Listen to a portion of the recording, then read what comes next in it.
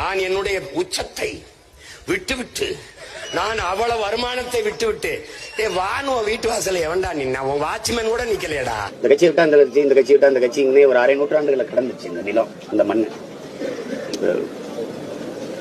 தம்பி எல்லாம் வரும்போது இன்னும் கொஞ்சம் வலிமையா இருக்கும்னு நினைக்கிறேன். இப்ப நம்ம ஒரு ஆளே எழுத்து எல்லா பக்கம் சட்டை செய்ய முடியல.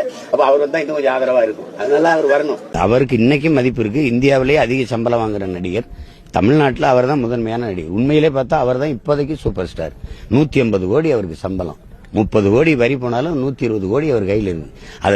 அதை பொருள்படுத்தாம வர்றாருன்னா சரி, வரவேற்க வேண்டியதுதான். தமிழர்களுக்கு நிறைய கோடிக்கணக்கான பிரச்சனை இருக்கு. அதுல போராடுறதுக்கு நிறைய தலைமைகள், கட்சிகள் தேவைப்படுது.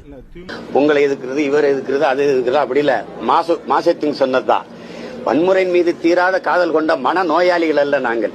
எல்லாரையும் எதுக்கணுங்கிற ஒரு பெரிய இது ஒரு மன நோயாளிகள் அல்ல நாங்க. சரினா சரி, தவறுனா தவறு.